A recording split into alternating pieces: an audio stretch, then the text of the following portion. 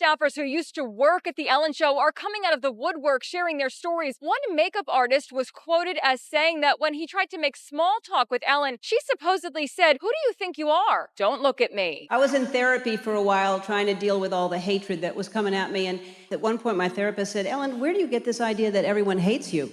And I said, well, New York Times, Washington Post, Entertainment Weekly, Us Weekly. I think Elmo may have said something recently on an episode of Sesame Street. What are you doing? I go, giving blood at the orphanage.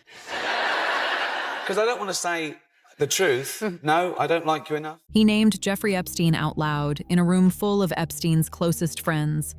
January 2020, the Golden Globes and Ricky Gervais walked onto that stage with a choice to make. He could have played it safe. He could have charmed the wealthiest room in Hollywood and gone home with his reputation intact. Instead, he wrote his jokes for the 200 million people watching at home, not the 200 most powerful people sitting in front of him. That decision was completely deliberate. Spoiler alert, season 2 is on the way, so in the end, he obviously didn't kill himself. Just like Jeffrey Epstein. Shut up! I know he's your friend, but I don't care. The room went cold. A few nervous laughs. But everyone in that audience understood exactly what was happening. Ricky wasn't performing. He was pointing fingers. Sitting in that crowd were people who would soon begin quietly disappearing from public life. Ellen DeGeneres, Oprah Winfrey, and dozens of others. But to understand why they vanished, you first have to understand the system Ricky was calling out. It was a big year for pedophile movies. Surviving R. Kelly, Leaving Neverland, 2 popes. Shut up. Shut up. I don't care. I don't care. Hollywood is not a meritocracy. It never was. It's a network controlled by a small group of men at the top who decide careers, control casting, and use that power to build systems of coercion so normalized that victims often didn't even recognize what was being done to them. Harvey Weinstein had it written directly into his contract. First harassment claim, $100,000. Second, $250,000. Third, $750,000. Weinstein, they say, like, in Hollywood, like, my agent's like, oh no, yeah, it's about time you got caught. I'm like, what the f? Everyone knew this? Dude, like, everyone knew. Did you see his contract? It was in his contract. The way he had his contract set up was like they had a certain amount of money that he would have to pay if he had a harassment claim against him. It was like... It was a thing for him. Yes. Like, he had so many claims. He had it written into his contract with Miramax. His contract with the Weinstein Company. He literally put a price tag on abuse, and the studios signed off on it.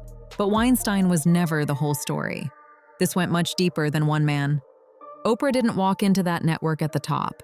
She climbed her way in, one handshake at a time. She was at every party, in every photo, smiling next to every powerful name in the room. And she wasn't just socializing. She was connecting people, specifically powerful men and vulnerable women. So when the lawsuits started piling up and the victims started speaking out, what did Oprah do? She pivoted. Overnight, she rebranded herself as a champion for survivors, someone who felt their pain, someone who understood what they went through. And so to hear people say things that are just crazy, like I'm a part of a cabal and there's a whole conspiracy with children, that stuff makes me sad. It makes me sad more than anything that people would believe it. And, you know, it's taken me a long time to get to the point that I'm not, I don't feel hurt by it. I don't feel personally hurt by it. But now I know we live in a world where it's going to be magnified. But the internet had receipts. How do you stand up for victims while smiling in photos with their abuser? How do you spend decades in those circles, at those parties, around those people, and then claim you had no idea?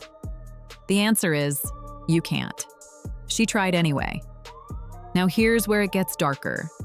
Ellen DeGeneres built her entire image on being America's sweetheart. Funny, warm, relatable, the underdog who made it. The truth is, I am that person that you see on TV. I am also a lot of other things.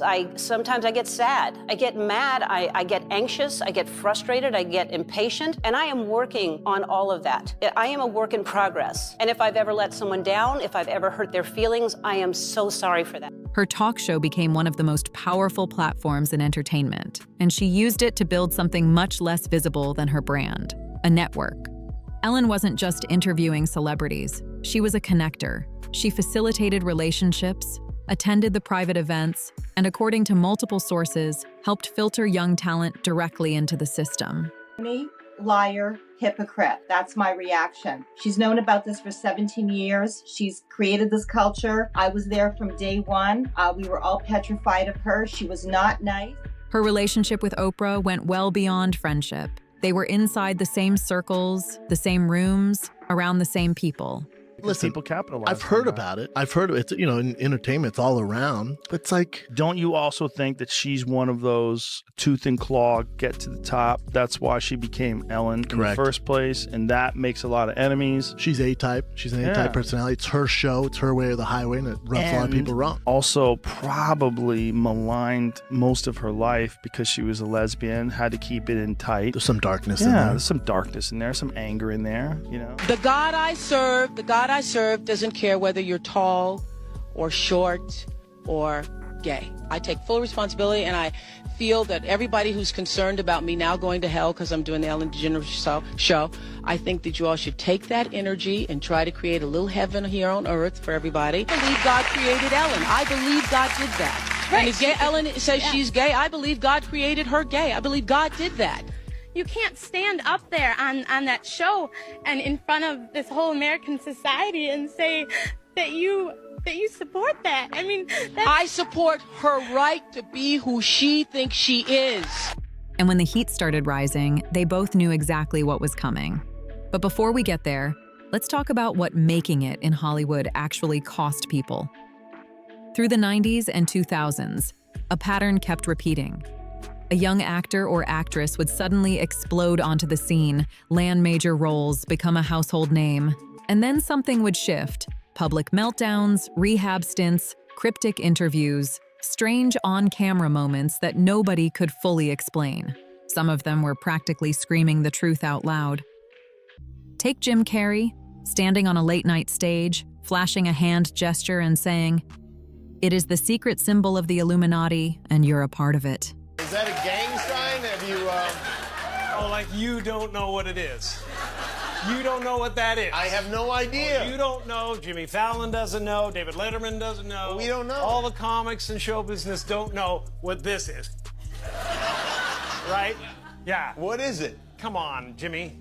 Seriously, the time is up. People are hip to this kind of stuff.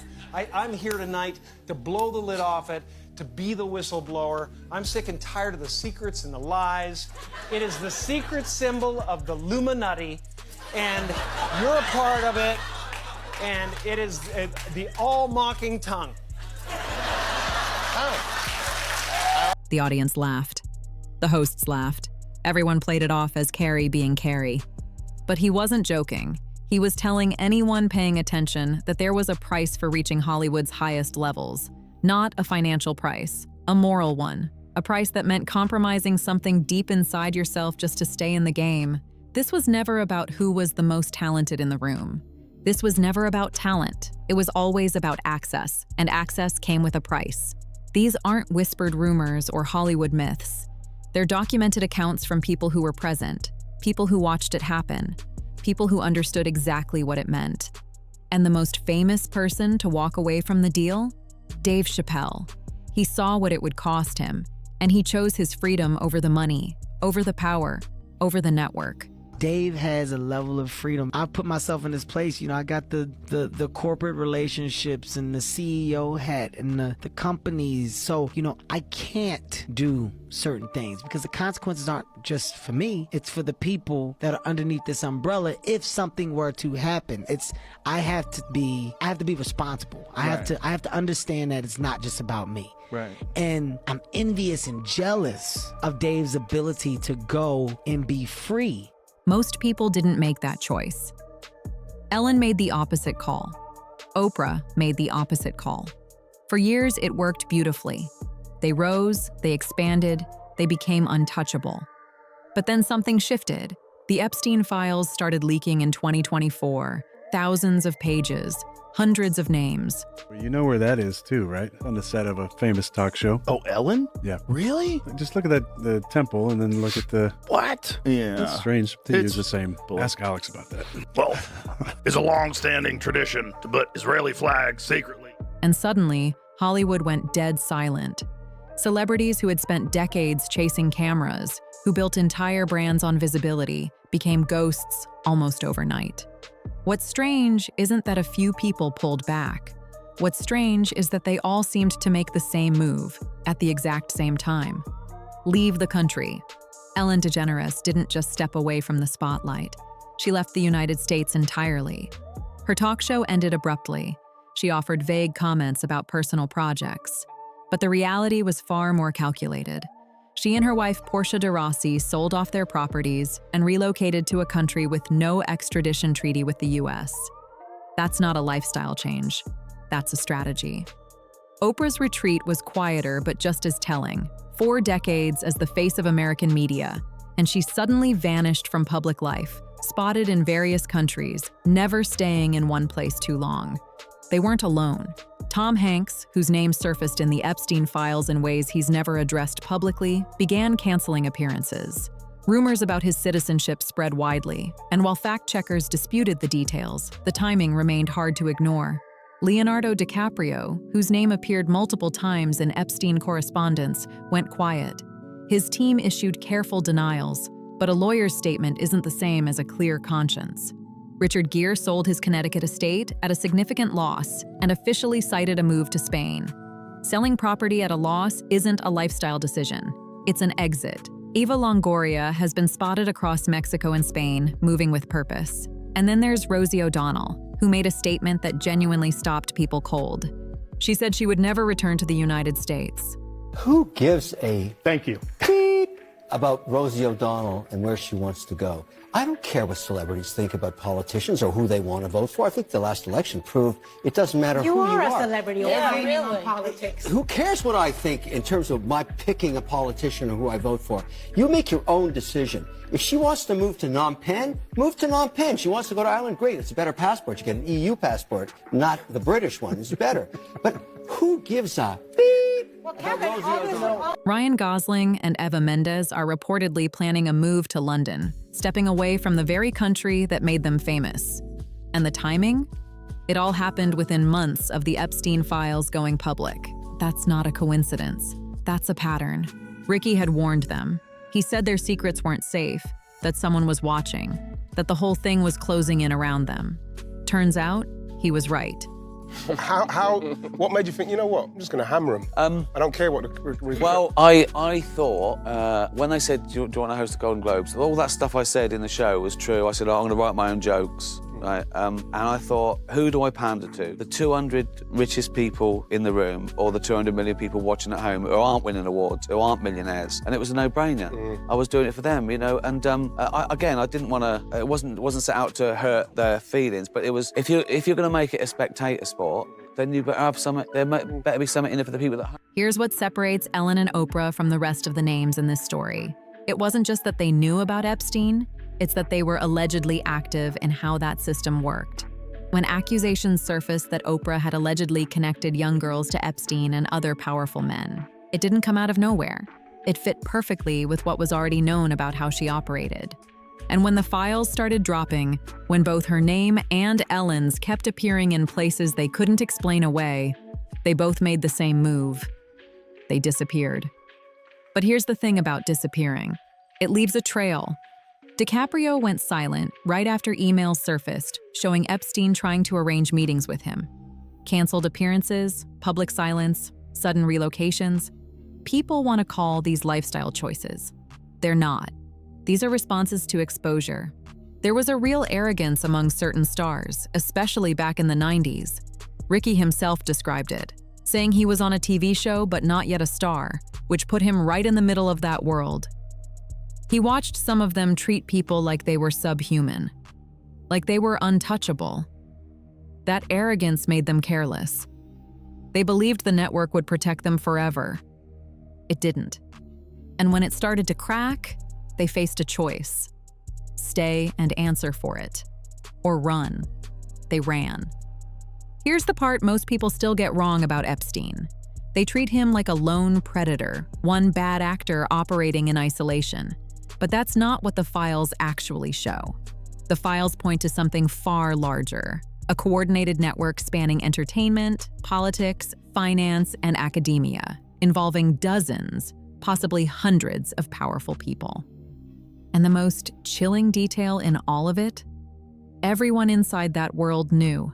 Producers, directors, talk show hosts, moguls, everyone in that circle knew what Epstein was doing. They knew he was trafficking young girls. They knew what happened on that island. They knew it was being used to compromise powerful people. And they stayed quiet. The real question was never if they'd get caught. It was whether they'd stay and face it. They didn't. They ran. Here's what that tells us. People who have nothing to hide don't sell property at a loss. They don't walk away from media empires they spent decades building. They don't quietly relocate to Mexico, Spain, or Ireland. That pattern isn't subtle, and it isn't a coincidence. So what happens when the remaining files drop? When every redacted name goes public and the full scope of this network is out in the open? Will law enforcement push for extradition? Will countries actually return people facing charges? Will the network turn on each other to survive?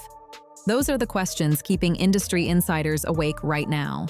And through all of it, one name keeps resurfacing: Dave Chappelle.